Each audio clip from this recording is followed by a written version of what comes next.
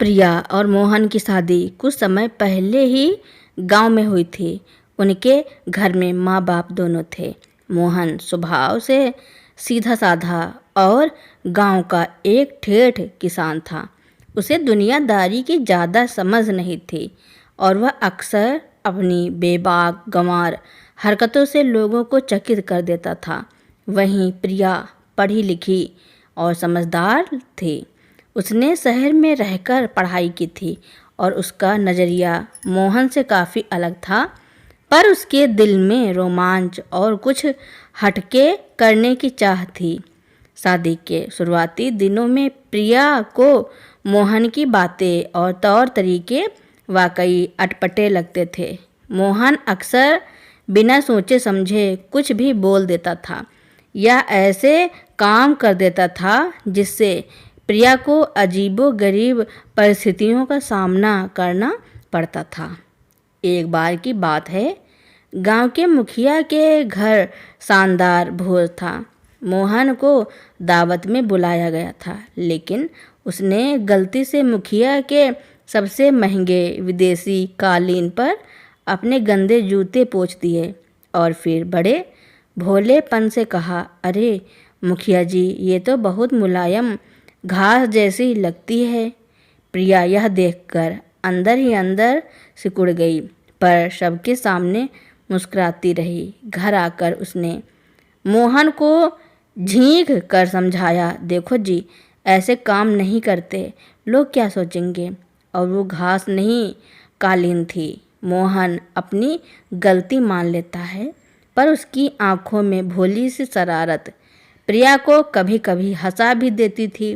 प्रिया ने कभी भी मोहन को बदलने की कोशिश नहीं की, बल्कि उसने मोहन की अनोखी अच्छाइयों पर ध्यान दिया। वह जानती थी कि मोहन का दिल बहुत साफ है, वह कभी किसी का बुरा नहीं चाहता। वह मेहनती था और प्रिया को दीवानों की तरह प्यार करता था। प्रिया ने धीरे धीरे उसे शहर की दुनियादारी समझानी शुरू की। उसने उसे सिखाया कि कैसे बात करनी चाहिए, कैसे लोगों के साथ व्यवहार करना चाहिए और साफ सफाई का ध्यान कैसे रखना चाहिए। प्रिया ने मोहन को सिर्फ नियम नहीं बताए, बल्कि उन्हें रोचक कहानियों और खेल खेल में सिखाया। जैसे जूते साफ करने के लिए उसने एक मज़ेदार प्रतियोगिता रखी कि कौन अपने जूते सबसे पहले चमकाएगा, और मुखिया जी के कालीन वाले किस्से को उसने नज़र रखने वाली घास की कहानी बना दिया। एक दिन मोहन को शहर जाकर कुछ महत्वपूर्ण सरकारी काम करवाना था। प्रिया को चिंता हुई कि मोहन वहाँ अपनी गंवार हरकतों से कोई बड़ा बखेड़ा खड़ा ना कर दे। उसने मोहन को विस्तार से समझाया कि कैसे बस पकड़नी है, दफ्तर में कैसे बात करनी है, किन कागज़ों की ज़रूरत होगी और समझदार इंसान की तरह कैसे दिखना है। मोहन ने प्रिया की सारी बातें ध्यान से सुनी, मानो वह कोई गुप्त मिशन पर जा रहा हो।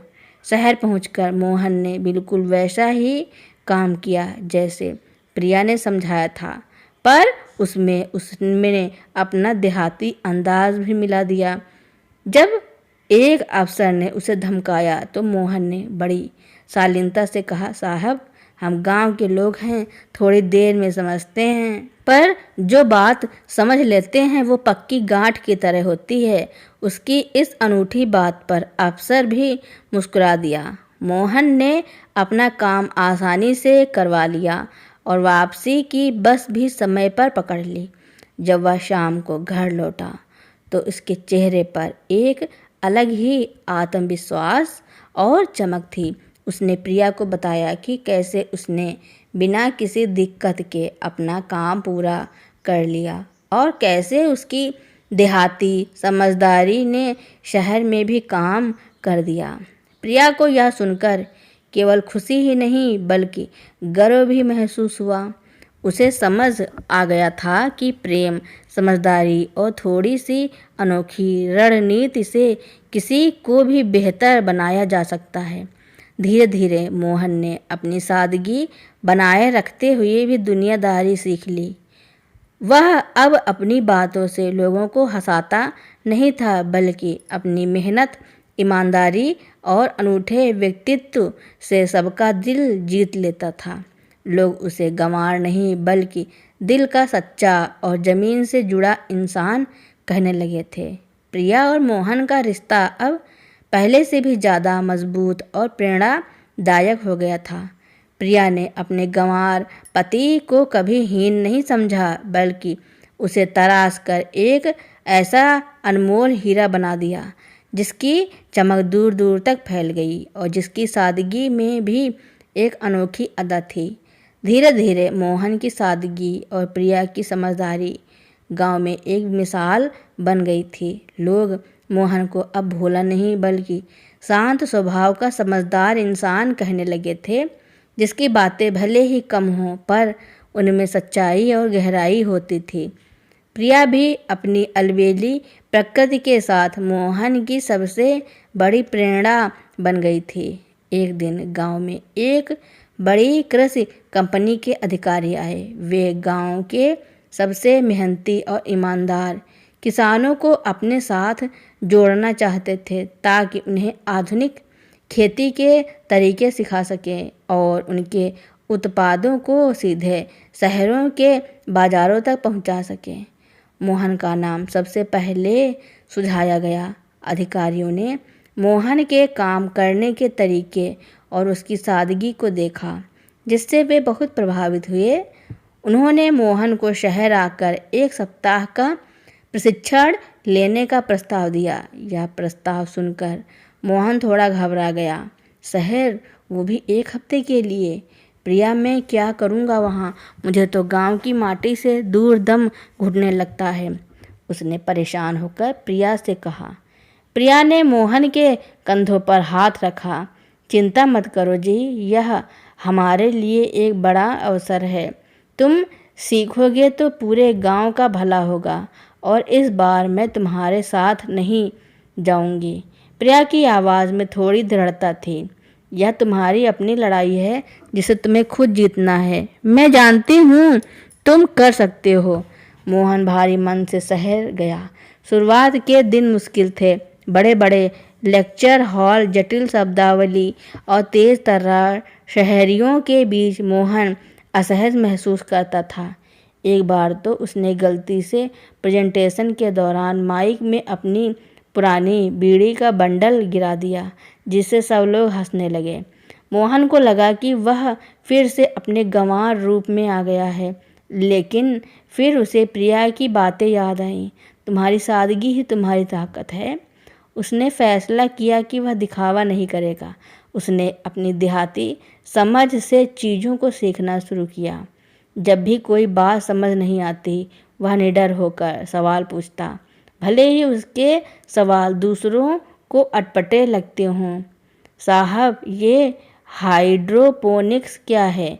क्या ये अपनी खेती की मिट्टी से ज़्यादा फसल दे पाएगी? उसके सीधे सवाल अक्सर विशेषज्ञों को भी सोचने पर मजबूर कर देते थे। उसकी ईमानदारी और सीखने की ललक ने अधिकारियों को प्रभावित करना शुरू कर दिया। एक दिन खेत का प्रैक्टिकल सेशन था। बाकी सब किसान आधुनिक औजारों का उपयोग कर रहे थे, लेकिन मोहन ने अपनी पुरानी देहाती तकनीक और अनुभव का इस्तेमाल करके मिट्टी को बेहतर तरीके से परखा और फसल की समस्या को पहचान लिया, जिसे हाई फाई मशीनों से भी नहीं पकड़ा जा सका था। अधिकारियों ने उसकी इस गहरी समझ को सराहा। 1 सप्ताह बाद जब मोहन प्रशिक्षण का पूरा करके लौटा, तो गांव में उसका भव्य स्वागत हुआ। उसने न केवल प्रशिक्षण पूरा किया था, बल्कि उसे श्रेष्ठ प्रशिक्षु का प्रमाण पत्र भी मिला था। उसके चेहरे पर अब आत्मविश्वास की एक नई चमक थी। उसने गांव वालों को शहर में सीखे नए तरीके बताए, लेकिन अपनी ही सरल भाषा में, उदाहरणों के साथ। मोहन ने प्रिया को गले लगाकर कहा, तुमने सही कहा था प्रिया, यह मेरी लड़ाई थी और मैंने उसे जीत लिया। तुम्हारे भरोसे ने मुझे हिम्मत दी। प्रिया मुस्कुराई। मैंने तो बस तुम्हें रास्ता दिखाया जी, चलने का हौसला तो तुम्हारा था। गांव के लोग अब मोहन को केवल किसान नहीं बल्कि ज्ञानवान किसान और आधुनिक सोच का प्रतीक मानने लगे थे।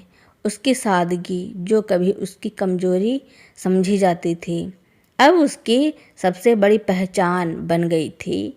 वह साबित कर चुका था कि असली ज्ञान दिखावे में नहीं बल्कि मेहनत, सीखने की ललक और अपने संस्कारों से जुड़े रहने में है। प्रिया और मोहन का रिश्ता अब सिर्फ पति पत्नी का नहीं बल्कि एक दूसरे के पूरक और प्रेरणा स्रोत का बन गया था। उन्होंने दिखाया कि कैसे एक गंवार पति और अलबेली पत्नी मिलकर न केवल अपनी दुनिया को बल्कि पूरे गांव को बदल सकते हैं। मोहन के प्रशिक्षण से लौटने के बाद गांव में वाकई एक बदलाव की लहर आ गई। उसने अपनी सादगी और नए ज्ञान के मेल से खेती में क्रांति ला दी। गांव के अन्य किसान भी उससे सीखने लगे और जल्द ही उनके खेतों में भी पहले से ज़्यादा फसलें लहलहाने लगीं।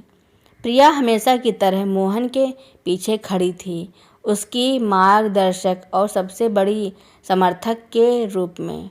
गांव की सफलता की खबर धीरे धीरे बड़े शहरों तक पहुंचने लगी।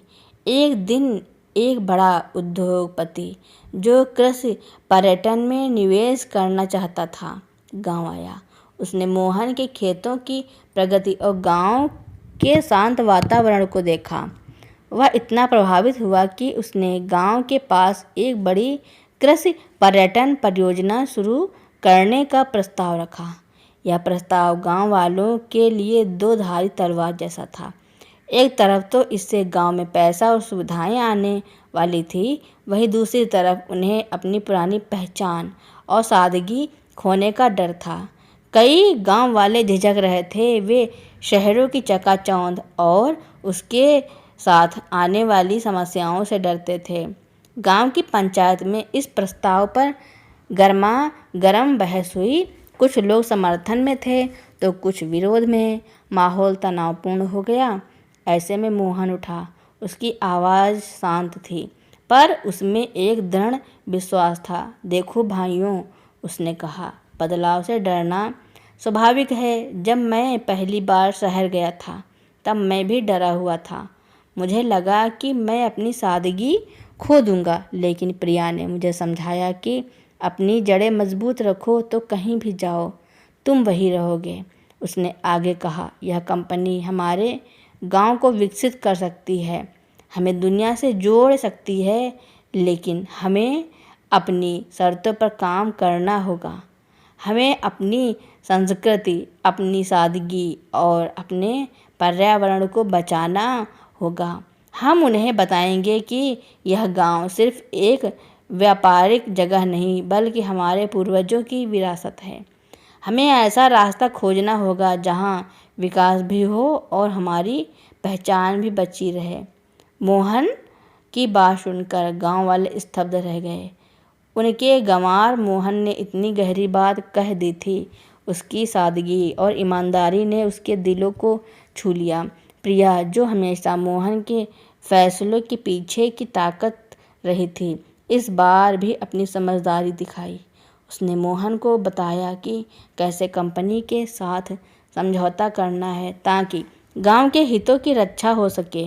उसने कानूनी पहलुओं और पर्यावरण संरक्षण के नियमों को समझा और मोहन को समझाया। मोहन ने उद्योगपति से बात की और अपनी शर्तों पर समझौता किया। गांव की जमीन का एक हिस्सा ही परियोजना के लिए दिया गया और यह तय हुआ कि गांव के युवाओं को ही इसमें रोजगार मिलेगा। गांव की पारंपरिक खेती को भी बढ़ावा दिया जाएगा। जब कृषि पर्यटन परियोजना शुरू हुई तो गांव में एक नया युग आया।